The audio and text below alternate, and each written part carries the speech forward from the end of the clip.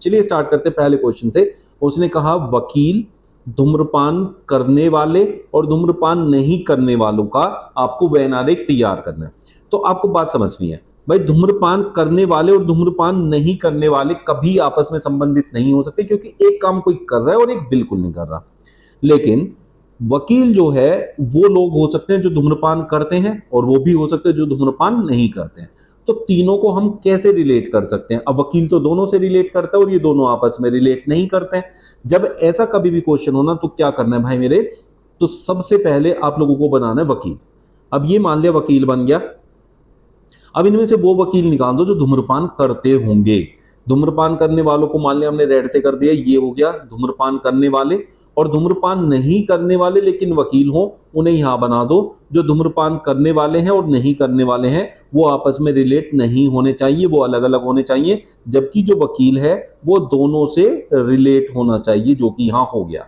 ये नहीं करने वाले हैं और ये करने वाले हैं, ठीक है। अब देखो, करने वाले और नहीं करने वाले आपस में संबंधित नहीं हो सकते, तो ये देखो बिल्कुल अलग है। और जो वकील है ये दोनों से संबंधित हो सकता है, तो वो बीच में आ गया। तो इस प्रकार का जो वैन आरेख है वो ऑप्शन ए में है, ये हमारा करेक्ट आंसर होगा। ये एनालॉजी का क्वेश्चन है जिसमें नंबर एनालॉजी आपसे पूछी गई है। तो इस क्वेश्चन में क्या एनालॉजी उसने यूज की है? भाई 5 का रिलेशन 21 से है, और वही रिलेशन अब हमें ढूंढ के 7 में अप्लाई करना है कि भाई 5 से 21 कैसे बना है, ठीक है। अब 5 से 21 2-3 तरीके से बनता है। अब आपको समझना है कि कैसे अप्लाई करना है। जैसे 5 का वर्ग मैं करूं तो 25 होता है, और उस 25 में से 4 माइनस कर दिया तो 21 आ गया। इसका मतलब क्या है, 5 के वर्ग के पास 21 होता है। तो 7 के वर्ग के पास देखो क्या होता है, 7 का वर्ग क्या होता है, 49। अब उसमें से हमें 4 माइनस करना है तो 45 होना चाहिए, तो वो तो ऑप्शन में नहीं है, तो इसलिए हम इसे नहीं लेंगे, ठीक है। अब दूसरी चीज देखेंगे हम इसके अंदर। अब एक और बात यहां आप लोग जो है कंफर्म कर सकते हैं, वो ये है कि मैंने 5 का वर्ग किया था और माइनस किया था 4। 5 से एक कम संख्या जो है वो 4 है, वो मैंने माइनस की इसके वर्ग में से। तो 7 से एक कम कौन होता है, 6। तो 7 का वर्ग 49, अगर 49 में से 6 माइनस करो तो मुझे 43 मिल जाता है, ठीक है। एक तरीका ये हो गया, तो मेरा आंसर ऑप्शन बी होना चाहिए। अब दूसरे तरीके से कैसे 21 आ सकता है 5 से, वो भी समझ लेते हैं। क्या, देखो जैसे वर्ग वाली चीज को अगर मैं हटा दूं और मैं आपसे कहूं कि 5 का 4 गुना, 5 का 4 गुना 20 होता है, और उससे एक ज्यादा हमने लिया हुआ है, तो इसका मतलब 21। अब 4 की मल्टीप्लाई करने का मतलब है कि 5 से जस्ट छोटी संख्या से गुणा किया, 5 से बिल्कुल अगले वाली कम वाली संख्या से यहां गुणा किया। ऐसी 7 से जो अगली कम वाली संख्या वो 6 है, 7 छंग 42।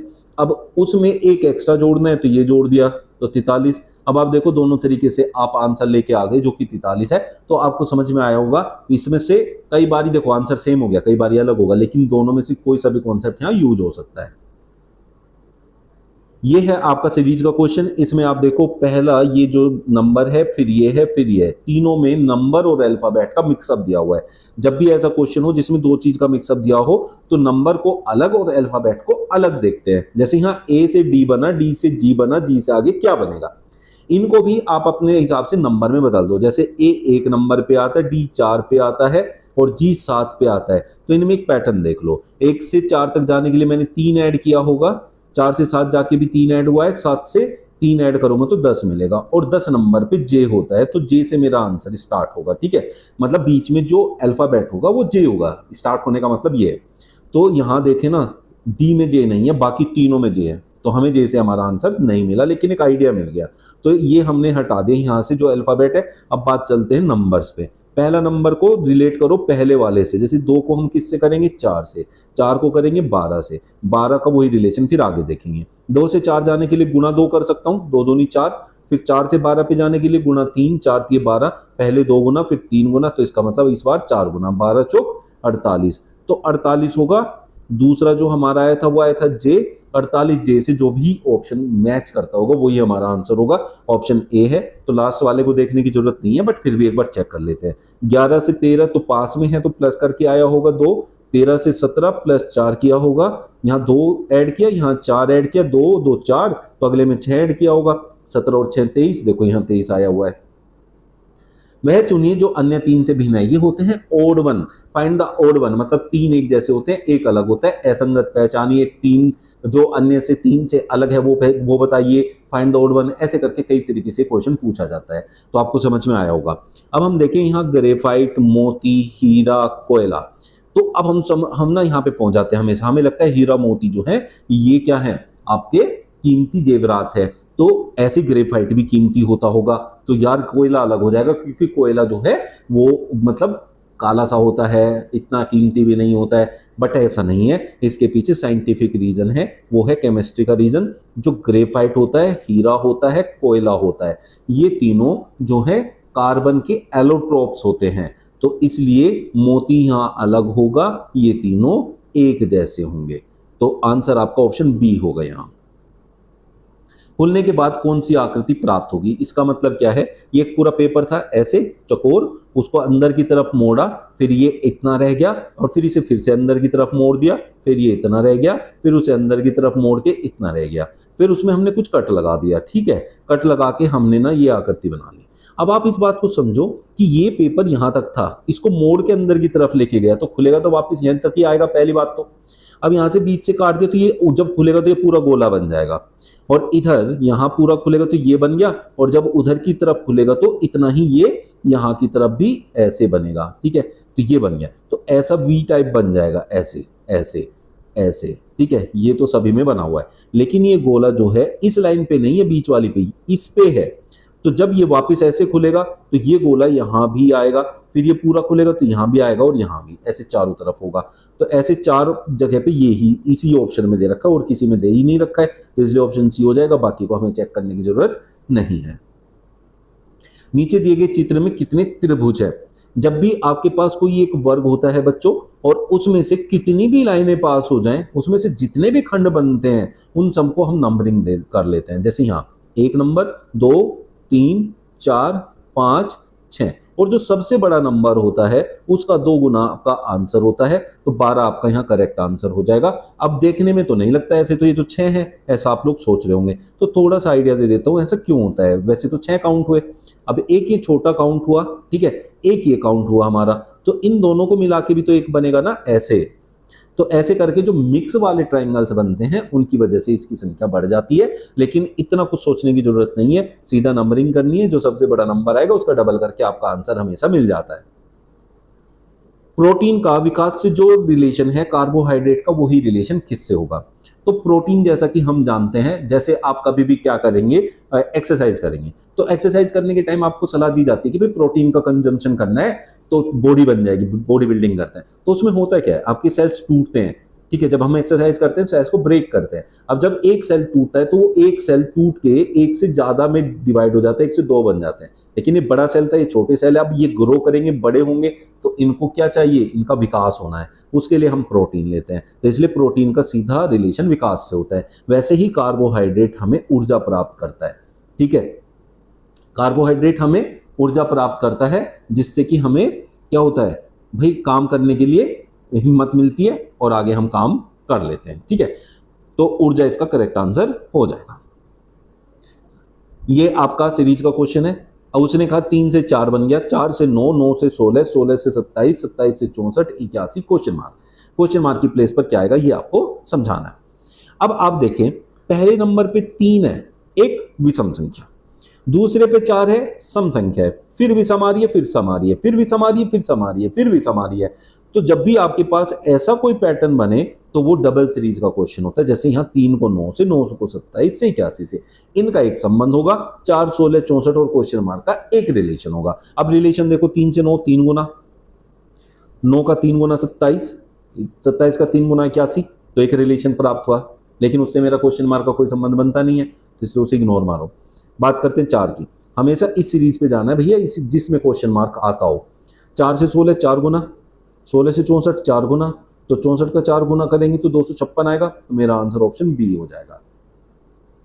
बढ़ते क्रम में लिखें, बढ़ते क्रम का मतलब होता है साइज के हिसाब से, क्योंकि यहाँ तो साइज है ना, तो साइज के हिसाब से कौन किस नंबर पे आएगा।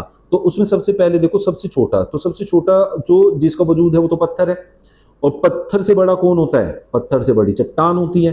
तो पहले 5 आएगा, फिर 1 आएगा, चट्टान से क्या बनता है, पहाड़ी बनती है, फिर 2 आएगा, पहाड़ी से पर्वत बनता है, फिर पर्वतमाला बनती है, तो इसका बढ़ता क्रम होगा 5 1 2 3 4। दर्पण प्रतिबिंब कौन सा होगा? अब देखो बात को समझते हैं।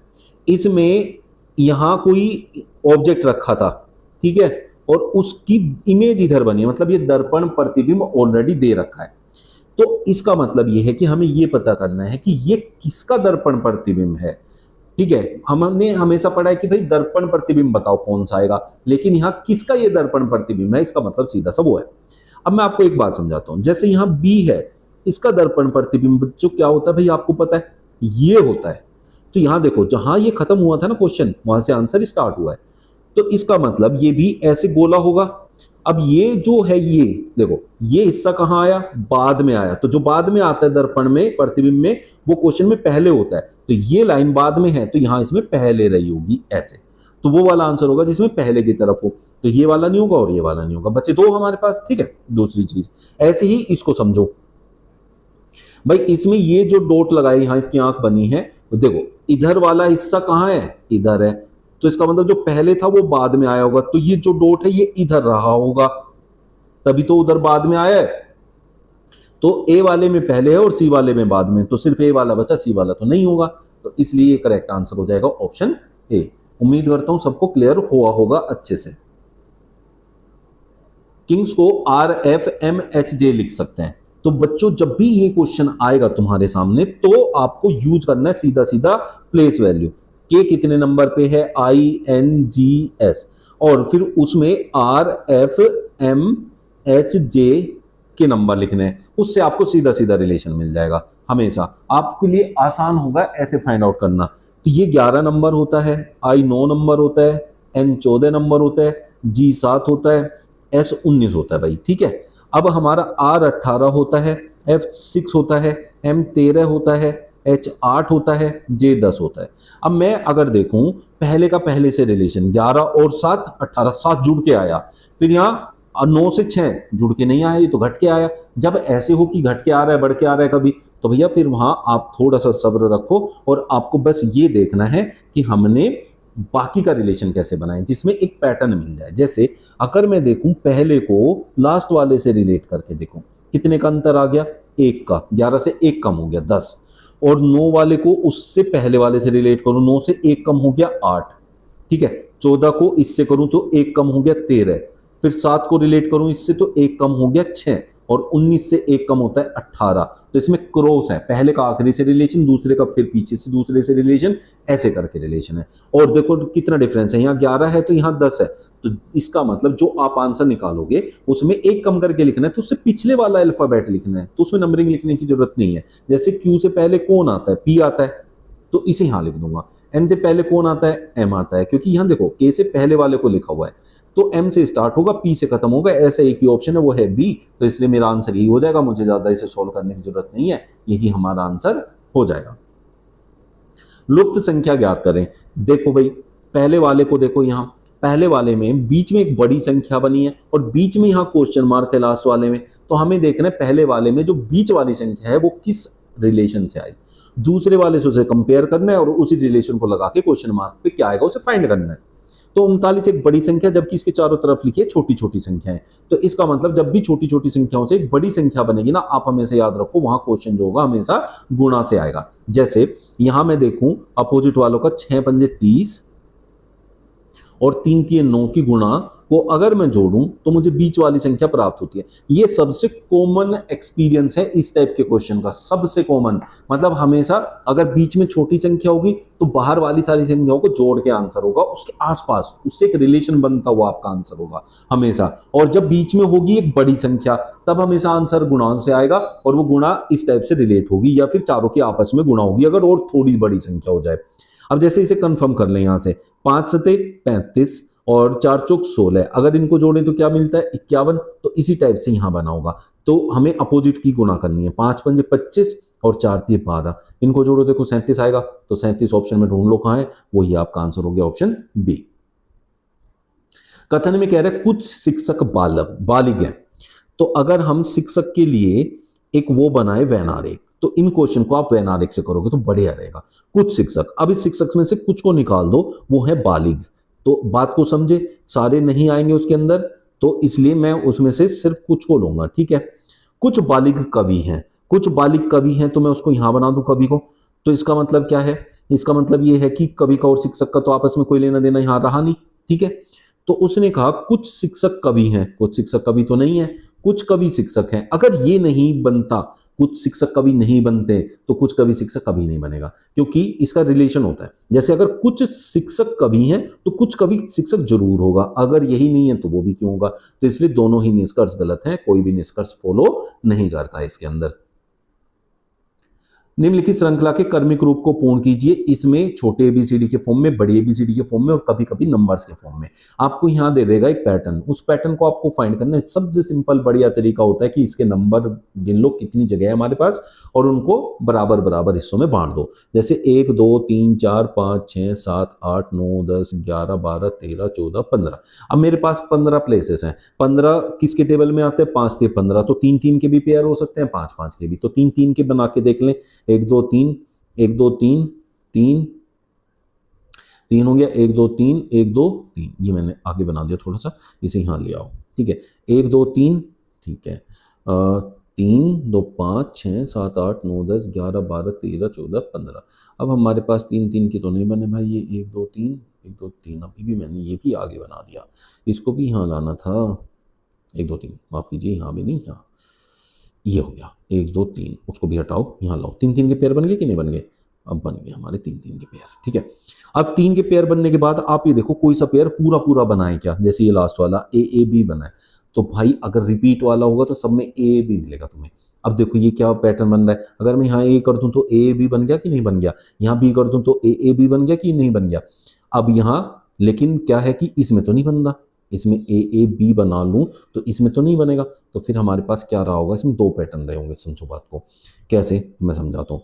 ए बी पहले पे है, फिर तीसरे पे है, फिर 5वें पे है, ठीक है। यहाँ बी ए है तो बी ए बना लूँ, तो बी जैसे यहाँ ए बी बना है, यहाँ बी बनेगा, बी ए बी बनेगा। तो अब हमने क्या क्या यूज किया, उसको आप ऑप्शन में ढूंढ के आप देखें, ए बी यूज किया हमने, तो जो भी ऑप्शन वहां फिट बैठता होगा वो ऑप्शन आप देख सकते हैं और करेक्ट कर सकते हैं उसको। यदि सी बड़ा है ए से, सी बड़ा है बच्चों ए से, जिधर मुंह खुलेगा वो बड़ा होगा, याद रखना है। सी बड़ा ए से लेकिन बी से छोटा है, बी से छोटा है तो बी को इधर ले आओ, ठीक है। एक कंडीशन बन गई, पहले स्टेटमेंट से एक कंडीशन बना ली हमने। तथा डी छोटा है ई से, डी जो है वो छोटा है किससे, ई से, यहां पे ऐसे बना दो, ठीक है। लेकिन सी से बड़ा ये सी से बड़ा है, ऐसे बना दिया हमने। तो अब आप देखो सी तो किससे बड़ा था, ए से, तो यहां ए भी बन जाएगा, कोई दिक्कत वाली बात नहीं है। लेकिन इस बी को कहां बनाओगे, अब बात समझते हैं। उसने कहा डी छोटा है ई से लेकिन सी से बड़ा है, डी केवल एक व्यक्ति से छोटा है, तो डी तो बस ई से ही छोटा है, बाकी सबसे बड़ा ही है, बाकी सबसे बड़ा ही है, तो वो बी से भी बड़ा होगा। तो बी से भी बड़ा होगा तो बी तो सी से बड़ा है, तो इसका मतलब ई बड़ा है डी से, और डी बड़ा है बी से, बी बड़ा है सी से, और सी बड़ा है ए से। अब डी का और बी का कहीं भी डायरेक्ट रिलेशन नहीं दिया था, ये बात समझ लेना उसने, लेकिन हमें ये बताया कि डी सिर्फ ई से छोटा है, ई से छोटा है तो फिर तो वही बाकी सबसे तो बड़ा ही होगा, तो इसलिए हमने ये रिलेशन बनाया है। अब क्या कह रहा है, कौन सा निष्कर्ष निश्चित रूप से सत्य नहीं है। ई सबसे बड़ा है, बिल्कुल सही है, ये तो सत्य है। ए सबसे छोटा है, ये भी सत्य है। डी बड़ा है बी से, ये भी सत्य है। बी सबसे बड़ा है, ये गलत है। अब हमने निष्कर्ष देख लो कैसे बनाया है, आप लोगों को भी ऐसे ही ग्राफ तैयार करके करने ये क्वेश्चन हमेशा। यदि प्लस का अर्थ गुणा, माइनस का अर्थ भाग, भाग का अर्थ प्लस और भाग का अर्थ माइनस, ठीक है, तो नीचे दिए गए व्यंजन के मान की गणना कीजिए। तो पहले तो आपको साइन चेंज करना है ऐसे क्वेश्चंस में, और फिर उसके बाद बोर्ड मास रूल का यूज करके क्वेश्चन सोल्व करना है, और कुछ नहीं होता इस क्वेश्चन के अंदर। और ये बहुत इंपॉर्टेंट है, आरआरबी ग्रुप डी में तो ये क्वेश्चन आपको मतलब बिना कहे लिखा हुआ मिलेगा हर जगह। 17 प्लस की जगह हमें क्या लिखना है, गुणा। 6 गुणा की जगह क्या लिखना है, गुणा का अर्थ है प्लस। 13 भाग का अर्थ है माइनस। अब हमें क्या करना होता है, सबसे पहले इसमें कहीं भाग तो बचा ही नहीं है, भाग नहीं बचा है तो सिर्फ गुणा गुणा लगानी है, तो लगा देते हैं। 17 छिके 102 और प्लस 13 माइनस 8 क्या होता है 5, तो ये कितना हो गया 107। तो आपका आंसर क्या हो जाएगा, ऑप्शन बी। तो 107 आपका करेक्ट आंसर हो जाएगा।